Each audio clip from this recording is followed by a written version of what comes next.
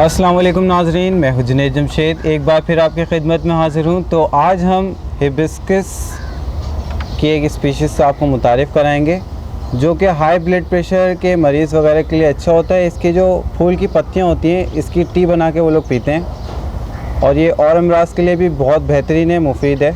तो आज मैं इसकी रिपोर्टिंग बताऊँगा और इसकी क्या क्या केयर है ये बताऊँगा आपको।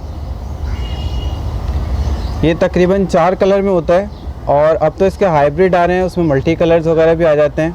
उसके अलावा ये 15 फीट तक लंबा हो जाता है। आप देख सकते हैं इसके फूल भी बहुत दिलकश होते हैं।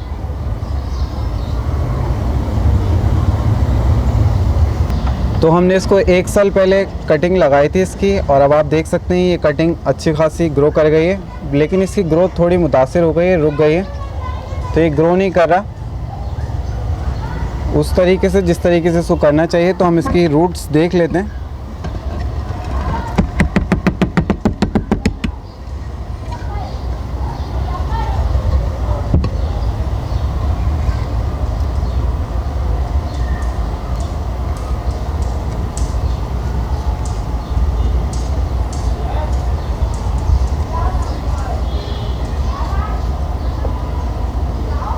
क्योंकि ये मार्च का महीना है तो ये हम प्लांट केयर का महीना भी कहते हैं इसको, तो इसको हम चेंज कर लेते हैं।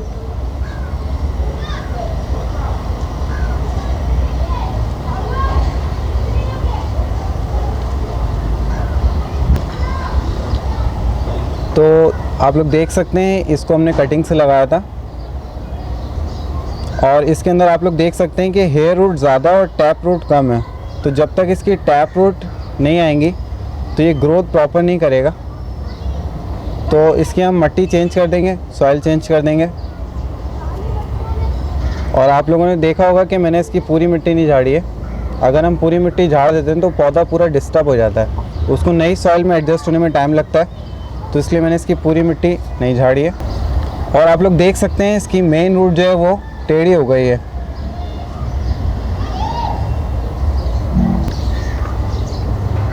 तो इसकी जब टैप रूट पड़ी हुई होंगी तो इसकी फीडिंग रूट्स भी ऑटोमेटिकली निकलेंगी, तो इसकी ग्रोथ बेहतर हो जाएगी। तो हम इसकी सॉइल चेंज कर देंगे ताकि इसकी टैप रूट, इसकी फीडिंग रूट्स सारी बढ़ जाए और इसकी ग्रोथ थोड़ी बेहतर हो जाए। क्योंकि आप देख रहे हैं अभी हमारे जो प्लांट है इसके लीव्स छोटे छोटे हो गए हैं, इसका मतलब इसकी ग्रोथ रुक गई है। तो इसकी मैं सॉइल चेंज कर दूँगा।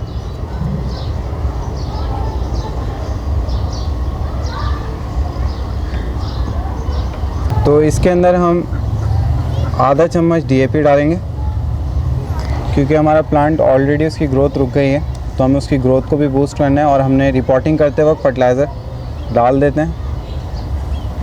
आधा चम्मच हमने NPK डाला है इसके अंदर और चूना डालना है हमने आधा चम्मच। इसको अच्छी तरीके से मिक्स कर लेंगे।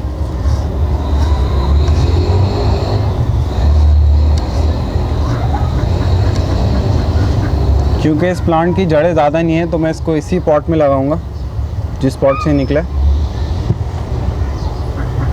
इसके लिए सबसे पहले इसका ड्रेनेज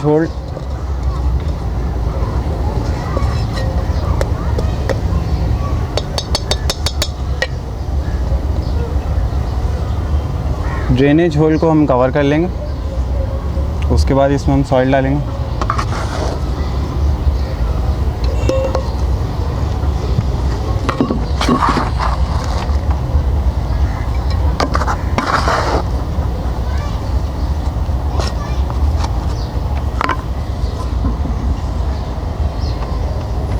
और आपने इस बात का ख्याल रखना है जब भी आप प्लांट को रिपोर्ट कर रहे हो तो ख्याल करें ज़्यादातर आप इसको ठंडे टाइम में करें, यानी शाम के टाइम अगर आप रिपोर्टिंग करेंगे तो बेहतर है। क्योंकि दिन के टाइम गर्म हवाएं चल रही होती हैं, जड़ों से मुतासिर होती हैं। जड़ों को लू नहीं लगेगी अगर आप ठंडे टाइम में करेंगे। अगर आप दिन में करेंगे तो जड़ें मुतासिर होती हैं, उससे भी ग्रोथ पे फ़र्क पड़ता है प्लांट की।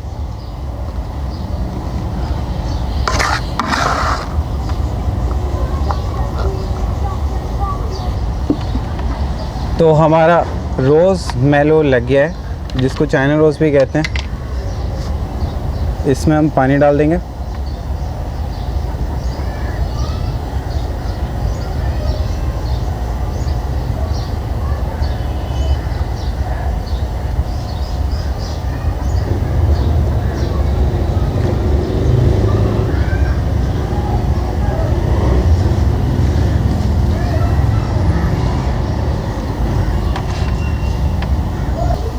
पानी डालते वक्त भी आपने ये ख्याल रखना है, आपने इसमें गर्म पानी नहीं डालना है।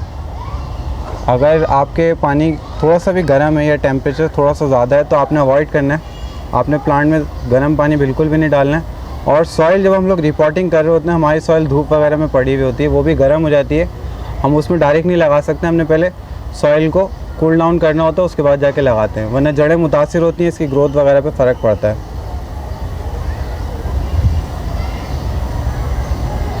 तो इस पौधे को नमी बरकरार चाहिए। अगर आप इसमें पानी की कमी बिल्कुल भी ये बर्दाश्त नहीं करता, अगर इसमें पानी कम होगा या इसमें नमी नहीं होगी तो ये पौधा बर्दाश्त नहीं करता, इसकी ग्रोथ मुतासिर हो जाती है, ये मरना शुरू हो जाता है और दीगर कैजुअल्टीज़ आ जाती हैं। तो आपने इसकी नमी को बरकरार रखना है। तो अगर आपको इसकी कटिंग्स वगैरह लगानी है, इसकी कटिंग वगैरह लगाने के लिए मार्च का महीना बहुत बेहतर है, उसमें आपको अच्छे रिज़ल्ट मिलेंगे। तो मार्च के महीने में आप इसकी कटिंग वगैरह लगा सकते हैं। और ये प्लांट दिल के अमराज के लिए और ब्लड प्रेशर वगैरह के लिए अच्छा होता है। इसके लिए इसके जो फ्लावर की जो पत्तियाँ होती हैं, इसको टी बना के लोग इस्तेमाल करते हैं। ये इसके लिए बहुत मुफीद है, दिल के अमराज के लिए या ब्लड प्रेशर के लिए या और भी बीमारियों के लिए मुफीद है। तो ये हिबिस्कस के केयर यही है कि आपने इसके गमले को खुश्क होने नहीं देना है, इसको प्रॉपर नम रखना है। तो ये इसकी एक बेसिक केयर है। उम्मीद है आपको जो मैंने टिप्स बताई, इसकी रिपोर्टिंग बताई है और इससे मुतालिक जो मैंने आपको केयर बताई वो आपको पसंद आई होगी। अगर आपकी कोई भी क्यूरीज़ है आप हमसे कर सकते हैं। मुझे और मेरी टीम को इजाज़त दीजिए। अल्लाह हाफ़िज़।